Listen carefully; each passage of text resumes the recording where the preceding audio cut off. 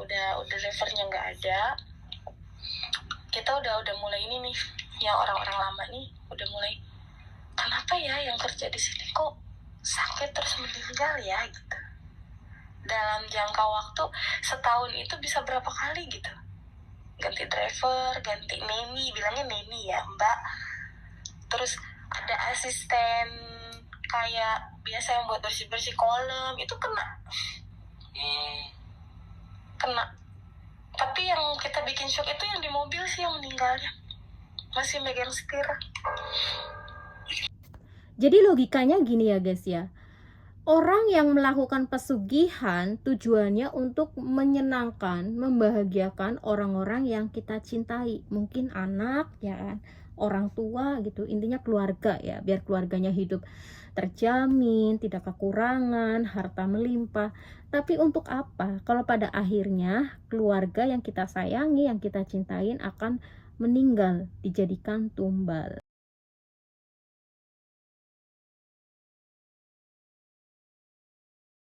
Halo, assalamualaikum, hey guys, welcome to my channel YouTube Sejarah Hidup by Me. Nah, jadi di video ini bagian part 2 tentang Fitri ya. So, jadi Fitri itu mantan asisten make up artis terkenal yang konon melakukan pesugihan Gunung Kawi.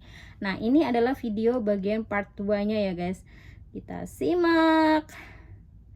Oh ya, jadi buat kalian yang penasaran di part satunya, kalian bisa cek ya. Oke, kita lihat ya. Ini part 2-nya. Khusus itu ada foto si pengusaha ini nih. Jalanlah mereka sampai renggang, sampai maaf mereka bercerai. Oke, seperti biasa karena podcast Fitri ini di channel Jejak Backpacker ini waktunya durasinya itu 1 jam guys, hampir 1 jam lah. Jadi di sini saya cut di bagian part 1, part 2, part 3 gitu. Dan ini yang setiap partnya aja durasinya cukup lumayan guys. Oke, langsung aja kita simak. Ayo dong, aku belum dapet PA yang enak nih, kata dia. Aku belum dapet PA yang enak, kata dia.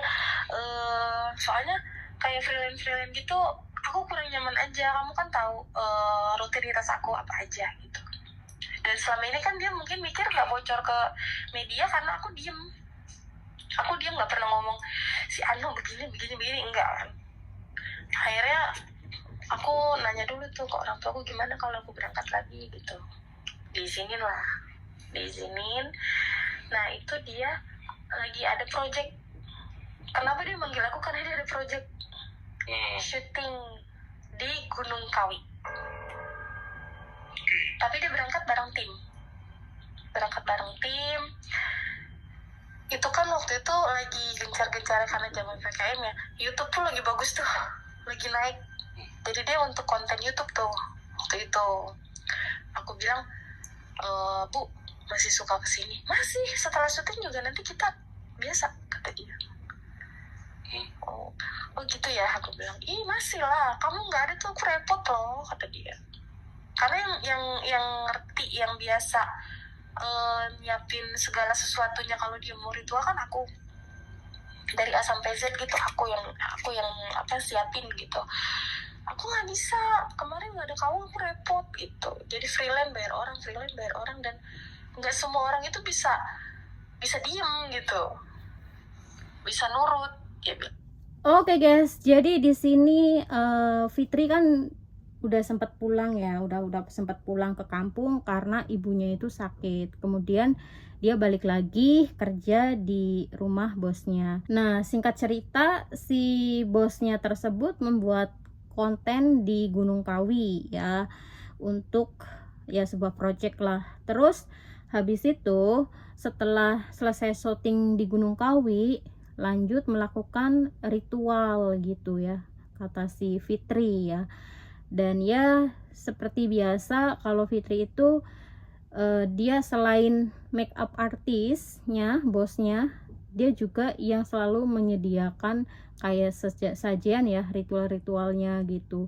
Dan ya bosnya sangat percaya banget sama Fitri karena tidak semua orang bisa tutup mulut seperti Fitri gitu. Oke guys, lanjut. makanya aku panggil lagi kamu, kata dia gitu. Terus ya udah selesai syuting, tim kan balik ke penginapan, dia juga pulang tuh ke penginapan ceritanya. Nah dia balik lagi, ritual lagi. Kalau orang bilang sambil menyelah minum air. Oke. Dia ke situ. Sekaligus.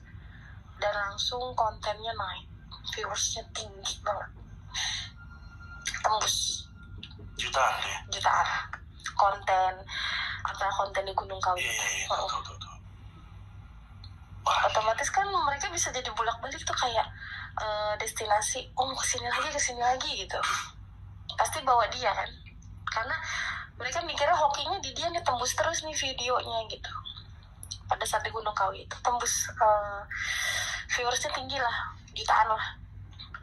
Terus dia bilang, bener kan gitu, coba kalau kita nggak ke situ belum tentu tembus nih, karena kan waktu itu channel baru ya, kalau dibilang itu channel baru merintis gitu, belum ada nama, langsung melejit.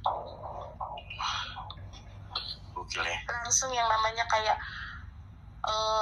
timnya itu langsung dikenal gitu. Kalau anak sekarang bilangnya viral ya. Iya. Si anu gitu. Viral banget. Dan di saat bulan berikutnya kita ke Gunung Kawi, saya juga ketemu salah satu artis juga, perempuan juga, tapi saya nggak mau sebutin namanya. Sama kesana juga.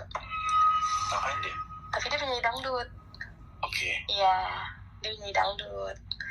Biasa kata dia, ya itu biar cepet naik aja katanya, terus biar job banyak gitu. Terus kata bosku, nggak, aman kok, PA gue aman, dia udah tahu rutinitas gue bertahun-tahun, ngomongnya gitu. Nah di sini kan bosku kan udah punya suami kan, udah punya anak kan, tapi dia masih nyimpen foto laki-laki pengusaha. Siapa nih?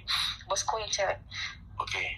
Di sajen itu ada foto laki-laki, tapi bukan suaminya ya. Bukan suaminya. Nah, desas-desus bilang hubungannya renggang, itu kan aku belum tahu, karena kan belum tinggal bareng lagi tuh. Setelah ikut kerja lagi, tinggal bareng lagi ya, kita baru tahu tuh kondisi rumah tangga bosku seperti apa. Bos lakinya udah jarang pulang, sering cekcok, renggang lah gitu, karena bos cewekku ini, si artis ini punya hubungan khusus sama pengusaha. Ganteng kalau dibanding sama suaminya, ganteng ini. Iya. Dan beberapa kali pernah ketemu. Siapa ini? Si cewek ini, si artis ini sama selingkuhannya. Oke. Iya, pernah ketemu. Nah, jadi setelah Fitri balik lagi kerja di bosnya yang konon menganut pesugihan Gunung Kawi, nah si Fitri baru tahu kalau rumah tangga bosnya ini sedang tidak baik-baik saja ya, sering cekcok, dan si bos yang laki-lakinya juga jarang pulang. Dan kemudian si Fitri melihat ada satu foto, yaitu pengusaha yang konon katanya diduga selingkuhan bosnya ya. Dan si bosnya Fitri ini, yang artis cantik ini, dia beberapa kali ketemu sama pengusaha tersebut. Dan di sini Fitri mengatakan katanya selingkuhannya itu jauh lebih ganteng daripada suaminya. Oke guys, lanjut yuk kita tonton. Dan itu saya nanya kan, ibu ngapain sih nyimpen foto itu? Biasalah, buat penyegaran mata aja. Sekarang bingung mau cari apa lagi, ya udah buat happy aja katanya. Bapak kan sibuk, jarang di rumah gitu alasannya. Oh ya, sebagai orang kerjaan kita ya udah cukup tahu udah gitu kan. Itu ada foto laki-laki itu di sajen di Gunung Kawi, ada di ruang khusus itu ada. Di ruang khusus itu ada foto si pengusaha ini nih. Jalanlah mereka sampai renggang, sampai maaf mereka bercerai. Bosku bercerai nih. Sama suaminya ini? Iya. Sebenarnya saya nggak terendus media ya, karena suaminya ini cukup punya nama buat membungkam media supaya berita ini nggak bocor. Ya mungkin dia pikir harga diri laki-laki kan kalau diselingkuhin seperti apa, apalagi dia ada nama gitu kan, terkenal. Dia nggak mau, akhirnya dibuatlah kayak seakan-akan tuh cerainya karena selisih paham, tidak seprinsip gitu. Diperhalus. Padahal sebenarnya orang-orang terdekat itu sudah pada tahu. Awal mula keretakan itu apa gitu. Nah, waktu pisah itu kan si cewek ini masih tinggal di rumah sama-sama waktu rumah tangga ya. Jadi yang keluar bapak. Iya, si suaminya keluar. Karena kan di situ dia mungkin ada anak. Jadi nggak boleh lah ninggalin rumah itu anak buat anak gitu kan. Sama seperti biasa, ruangan apa semua tertata rapi, cuma bedanya nggak ada bapak aja lah. Nah, ada lagi tuh pengasuh anaknya. Begitu juga. Pulang dari Gunung Kawi nih. Kan rutinitasnya sebulan ya ke Gunung Kawi terus ya, tiap bulan. Pulang dari Gunung Kawi, saya nggak ngeliat ibu mandi, tumben. Cuman ini lupa aja. Aku pikir sembahyang gitu. Pulang dari Gunung Kawi selang 2 minggu. Pengasuh anaknya nggak ada juga. Sakit. Tapi sakitnya nggak wajar. Gila. Kenapa sakitnya? Cuman demam. Dibawa ke IGD, pulang lagi. Dia minta pulang ke kampung. Pas sampai di kampung beberapa hari meninggal. Kejam banget ya. Makin banyak duit bosku itu. Makin banyak banget. Kalau dibilang dia janda tajir nih. Dan ini kejadiannya cuman selang sekitar 4 bulan dari babysitternya meninggal. Driver anaknya yang nggak ada. Driver anak isi? Iya. Kena juga itu? Iya, bilangnya kena serangan jantung. Di mobil. Meninggal ya? Iya. Ya Allah. Padahal paginya masih sama-sama, bareng-bareng sarapan sama kita. Antar anaknya, jadi kan dia tuh driver khusus dia sendiri ada, driver untuk anaknya ada. Jadi dia kalau pergi kemana-mana nggak mau diganggu gitu loh. Kayak drivernya harus pindah lokasi jemput anaknya, dia nggak mau. Jadi driver khusus anak ada, driver untuk dia sendiri ada. Dan dia tuh ganti driver udah berapa kali gitu. Udah sering ya? Iya. Tapi ya sering itu karena itu? Iya. Meninggal? Yang sakit meninggal ada, yang memang nggak betah ada. Oke. Karena kan tabiat ibu juga kurang baik ya. Oh my god, guys, kalian udah nonton belum yang di part 1? Yang di part 1 itu kan sudah memakan banyak tumbal ya, dan dia melakukan pesugihannya itu sebelum nikah gitu. Nah, jadi si Fitri ini menjelaskan bahwa setelah cerai sama suaminya, yang keluar itu suaminya, tapi si mantan istrinya itu masih tinggal di rumah itu bersama anak-anaknya. Dan ya, foto pengusaha tersebut yang konon katanya selingkuhannya itu fotonya diritualkan ada di dalam Gunung Kawi dan juga ada di dalam kamar ritual yang di rumah gitu. Wah, gimana nggak bonyok guys. Dari jarak jauh dihajar, dari jarak dekat juga dihajar. Asisten yang jaga anaknya itu juga sakit dibawa ke UGD dan akhirnya meninggal.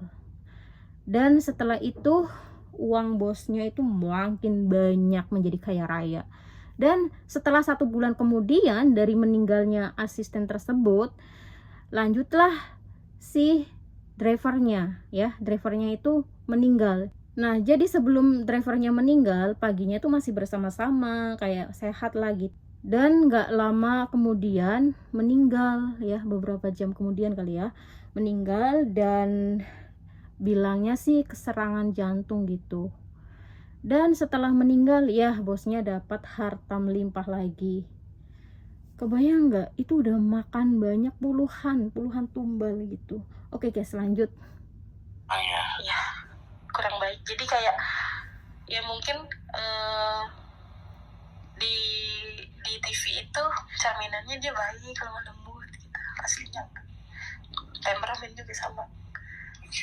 Iya. Terus? Nah, udah drivernya nggak ada.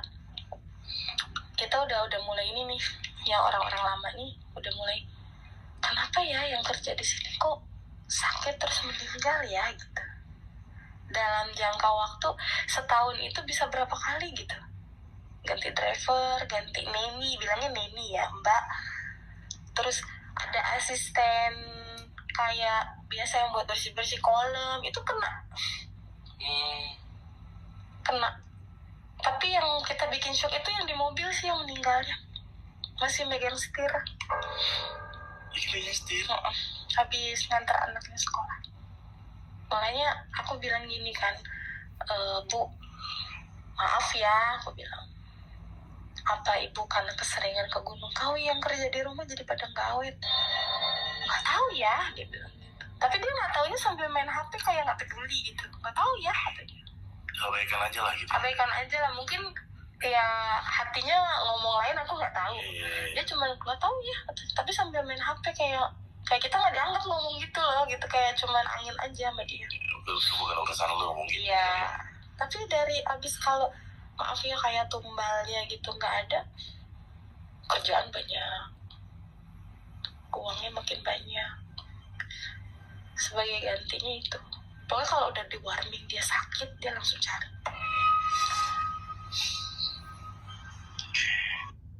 Nah, jadi kalau waktunya udah mau ditumbalkan tapi nggak dapet tumbalnya, itu warningnya itu suami istri sakit. Ya, tapi karena berhubung sudah cerai, jadi yang sakit itu ya bosnya yang perempuan gitu.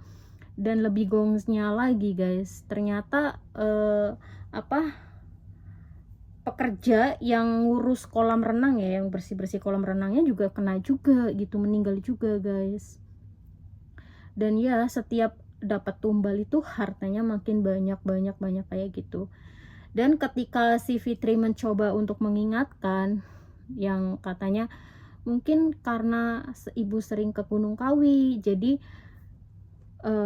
orang-orang yang kerja di sini tuh banyak yang nggak betah, terus banyak yang meninggal gitu. Dan gongsnya lagi, si bosnya itu menjawab, oh nggak tahu ya, kayak cuek-cuek kayak gitu. Memang sih guys, orang yang melakukan pesugihan ya, bersekutu dengan jin, itu empatinya dimatikan guys ya. Mana ada sih orang yang bersekutu dengan jin, iblis itu mempunyai empati? Nggak ada. Kalau orang yang bersekutu dengan jin, iblis itu mempunyai empati, ya nggak mungkin dong melakukan hal sekeji itu ya kan. Nah jadi seperti itulah kenyataannya kalau orang yang sudah melakukan perjanjian dengan iblis itu nggak ada empati, nggak ada belas kasih, nggak ada belas asih ya. Jadi ya kelakuannya seperti iblis gitu.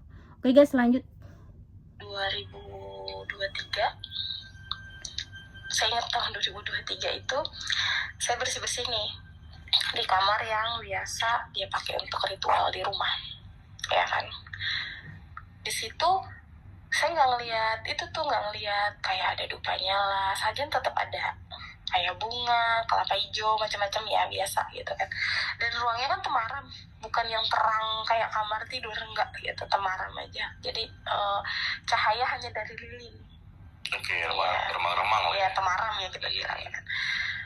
Pas buka pintu, karena kan gelap, agak gelap gitu, saya ngelap-ngelap di bawah, tapi posisinya di bawah ya, ada foto saya.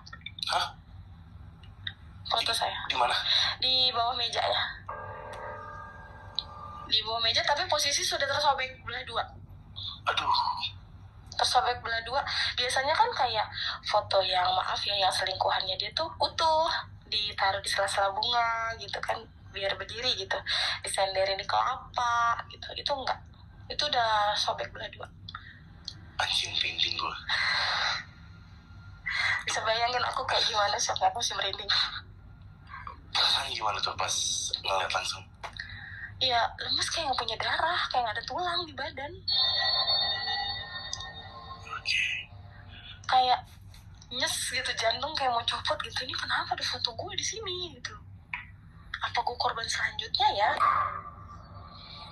Yang orang-orang lama udah nggak ada nih mas, orang baru semua. Entah itu driver, mbak atau neni anaknya, itu orang baru semua. Nah udah gitu aku kembaliin ke posisi foto di mana dia taruh. Kayak ini kan meja nih, di pinggir gitu, kayak di apa, di kaki mejanya di pinggir gitu, ditaruh di bawah situ. Selang beberapa hari aku udah mikir tuh, malamnya aku langsung cerita sama bibiku di kampung. Aku ceritain semua dari awal. Gila sih guys ya. Jadi selama ini yang tahu rahasia besar, rahasia buruknya si yang konon melakukan pesugihan, yaitu artis terkenal ya yang melakukan pesugihan Gunung Kawi. Nah, si Fitri ini yang biasa menyiapkan, menyediakan sesajenan, ritual, dan dia juga yang suka bersih-bersih kamar ritualnya ya. Dan di sini Fitri menjelaskan ketika Fitri masuk ke kamar ritual, dia melihat fotonya dia sendiri yang ada di sesajian dalam keadaan sobek fotonya. Nah, pasti mau dijadikan target gitu, target tumbal. Dan si Fitri refleks langsung takut, shock, karena yang orang lamanya cuma tinggal Fitri doang gitu, yang lain-lain tuh sudah pada nggak ada. Jadi semuanya tuh anak-anak baru gitu, dari drivernya, dari penjaga, susternya yang jaga anak-anaknya juga semuanya baru, karena sebagian karyawan-karyawan yang lamanya tuh ada yang meninggal, ada yang nggak betah gitu. Serem banget ya guys. Kita lanjut guys. Majikanku punya pesugihan apa gitu. Bibiku cuma bilang, kamu harus keluar dari rumah itu kalau perlu malam ini. Alasannya apa ya, dadakan gitu kan. Oh iya, aku kan pernah cuti waktu ibuku sakit gitu. Cuman aku mikir, aman gak ya, takut bener sakit gitu kan ibuku. Aku telepon ke saudaraku di kampung tuh, udah pulang aja katanya. Sampai bibiku tuh pura-pura nelfon ke bosku, minta tolong, maksudnya tolong ya, ini Fitri harus pulang, ibunya gini gitu. Udah, kita bohong aja demi kebaikanmu loh, kamu daripada pulang cuma tinggal jasad doang, nyawamu nggak ada katanya. Akhirnya aku pulang, tapi dia bilang, tapi janji ya Fit, balik lagi ya, ibu sehat ya kayak kemarin ya. Iya bu. Akhirnya diizinin tuh ya? Diizinin. Aku nggak buat apa-apa, Langsung dong? pulang. Terus dia bekelin aku duitnya aku tinggal di kursi travel. Aku kan naik travel. Dia ngebekelin aku amplop duit cash. Ini buat tambah-tambah ibumu berobat, kata dia. Karena waktu cuti yang pertama aku sempat off itu kan, dia ngasih lumayan gede buat ibuku berobat, buat terapi. Makanya aku bisa balik lagi gitu kan, ditawarin lagi. Aku tinggal amplopnya di kursi travel. Aku kan pulang dadakan, aku nggak bisa pesan kereta karena dadakan banget gitu. Aku pulang naik travel, yang paling cepat naik travel. Itu uangnya aku tinggal. Takut. Ingat foto aku ada di tempat ruang itu. Udah mikirnya negatif tuh ya? Udah kemana-mana ya?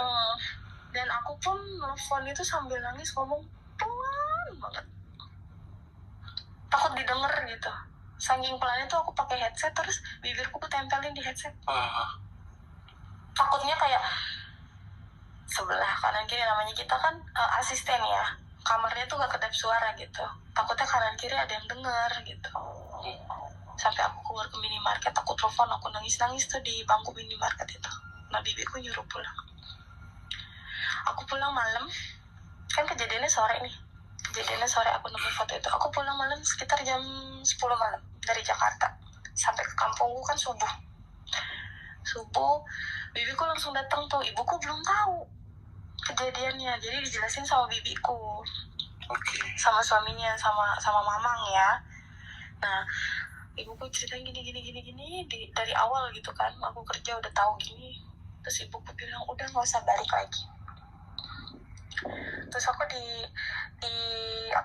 dibawa ke rumah Pak Ustadz ya, salah satu pemuka agama di kampungku tuh, orang semua kenal sama dia gitu. Aku ceritain gini, dia pesugihan di Gunung Kawi untuk ini gitu.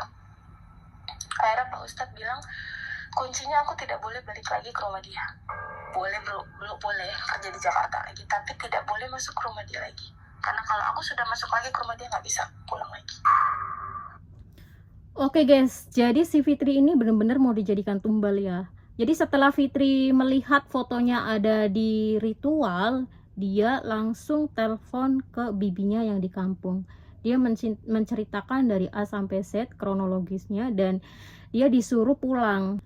Dan ketika si Fitri pulang ke kampung, itu beralasan ke bosnya bahwa ibunya tuh sedang sakit, dan si Fitri itu dikasih uang 1 gepok ya dalam amplop sama bosnya, tapi uang itu nggak dipakai buat Fitri. Jadi uang itu ditaruh di dalam mobil ya. Terus habis itu dia pulang ke rumah, ke kampungnya, dan dia akhirnya bercerita kepada orang tuanya, dan orang tuanya menganjurkan untuk pergi ke ustadz ya, pemuka agama yang pinter lah gitu, yang tahu hal-hal mistis kayak gitu. Dan si Fitri ini ceritalah ke ustadznya tersebut bahwa bosnya melakukan pesugihan Gunung Kawi bla bla bla bla. Nah, terus si ustadz tersebut menyarankan ke Fitri jangan kembali lagi bekerja di bos yang itu, karena kalau kamu kembali lagi di situ kamu nggak akan bisa selamat. Dalam arti mungkin nyawa sukmanya bakalan bisa diikat kali ya. Oke guys, kita lanjut. Karena kasarnya tuh dia udah bidik panah, Iya. tapi belum kena ke aku gitu. Paham. Iya, dia udah bidik nih, tapi dia belum kena gitu, kasih ke kanan ke kiri belum kena pas. Kalau misalkan sampai balik lagi, Kalau aku balik lagi, aku udah nggak selesai, kekunci ya lebih. kekunci. Dan Pak Ustadz bilang, kamu itu masih panjang umur, kamu bisa keluar malam itu. Kalau malam itu aku nggak pulang, selesai udah. Nunggu 2 hari 3 hari selesai udah. Makanya cari cara nih apa gitu yang bikin bosku tuh percaya aku harus pulang, mendesak gitu. Terus biar dia percaya, baju-baju aku nggak bawa semua. Aku cuma bawa beberapa lembar lah gitu, maksudnya kayak, Bu, baju aku tinggal di sini ya, paling kan nanti setelah ibuku sehat aku balik lagi. Aku alasannya gitu, aku ngeyakinin, bener-bener ngeyakinin. Aku pasang muka sedih, padahal bukan sedih, aku takut liat muka dia. Nggak nyangka kayak ternyata korbannya setelah ini aku gitu. Terus aku minta izin juga, kok mendadak banget sih katanya, kayak marah gitu kan. Kok mendadak banget, emang nggak bisa digantiin sama saudaramu berobat? Saya alasan, ya kan anaknya saya doang nih Bu gitu kan. Kakak saya kan laki-laki nih, sudah berkeluarga, kayaknya susah untuk pulang balik karena kan dia udah punya keluarga gitu. Akhirnya saya diizinin pulang malam itu. Saya mau dianterin sama drivernya aja sampai ke travelnya, nggak mau. Enggak Bu, nggak usah repot, saya naik ojek aja. Saking saya takut di jalannya, takutnya gimana gitu. Pokoknya bibiku bilang harus keluar malam itu. Terus 11 malam aku ke travel. Terus setelah Pak Ustadz bilang kayak gitu, Pak Ustadz bilang gitu, ya udah kamu beruntung malam ini bisa, malam itu ya malam itu bisa keluar. Kalau sampai nunggu besok udah selesai. Kamu nih udah keluar nih, kasarnya dari sarang itu ya, dari sarang itu. Usahakan kamu tidak usah balik lagi. Apapun alasannya, apapun rayuan dia, nggak usah balik lagi. Langsung saya ganti nomor telepon, semua saya ganti, sosial media saya matiin, saya hapus semua. Karena kan namanya kita kerja ya, dia tahu sosial media kita, nomor telepon semua saya ganti. Bener-bener putus. Jadi saya mantau dia lewat TV aja. berarti terakhir kerja di tahun 2023. 23. Iya, posisi kan dia udah bercerai Ya. sama bapak. Udah pisah ya. Dan sekarang masih jalan sama si selingkuhannya ini. Masih. Tapi nggak nikah. Ini sih pas kami dari masuk ke kamar dan ternyata ada foto muka itu Udah disobek dulu. itu gong banget itu asli. Sumpah Gue nggak tahu, gue pada saat mungkin mendeskripsikannya kalau jadi gue ya gitu ya, itu udah pikirannya kemana-mana sih rasanya. Iya bener. panik ya. Aduh. Kan sih kayak jantung shoot gitu, kayak mau keluar gitu, langsung lemes, dengkulku lemes, geter gitu. Terus gimana nahan mimik muka kita yang ketakutan ngeliat muka dia gitu. Makanya aku pasang mimik sedih, aku pura-pura nangis pas minta izin, tapi aku nunduk, aku nggak berani ngeliat mata dia. Total keseluruhan tumbang tuh banyak juga berarti ya? 13 orang 13 yang kerja semua. Gila sih. Tapi nggak pernah ke-up loh, kayak sopir si Anu meninggal, sopir artis ini meninggal, nggak pernah ke-up. Jadi tertutup aja gitu? Tertutup aja. Dan bahkan dari pihak keluarga udah keluarga korban pun juga kan ini nggak ke-up nih. Iya.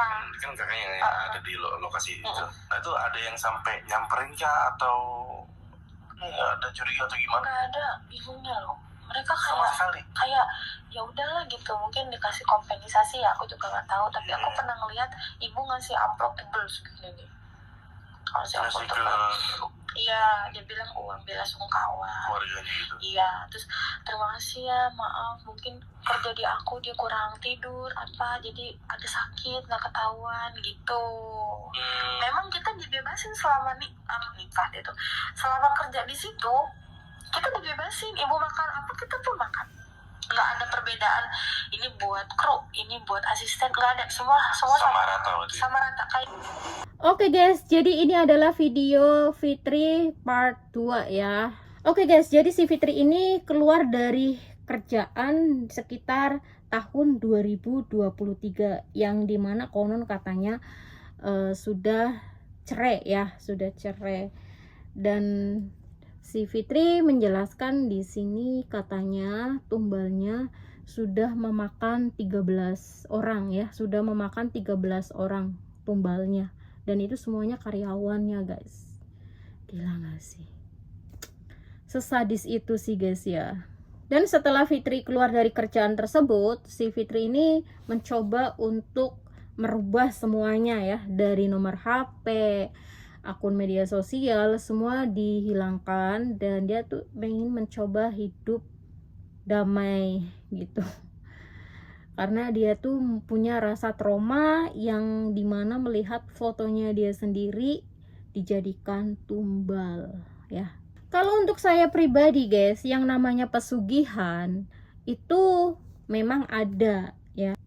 Jadi logikanya gini ya guys ya, orang yang melakukan pesugihan tujuannya untuk menyenangkan, membahagiakan orang-orang yang kita cintai, mungkin anak ya kan, orang tua gitu, intinya keluarga ya, biar keluarganya hidup terjamin, tidak kekurangan, harta melimpah. Tapi untuk apa kalau pada akhirnya keluarga yang kita sayangi, yang kita cintain akan meninggal, dijadikan tumbal ya. Dan apapun itu yang namanya pesugihan, tidak ada yang gratis guys ya, karena mereka bersekutu dengan iblis, dengan jin ya. Jalan terakhirnya untuk memutuskan tumbal itu ya dirinya sendiri gitu. Oke guys, itu dia review reaction dari video podcast Fitri di Jejak Backpacker ya. Oke, dan next video akan kita lanjut di part 3-nya. Oh ya, yang belum subscribe, please jangan lupa subscribe ya guys. Thank you very much for watching my video. See you next video. Bye.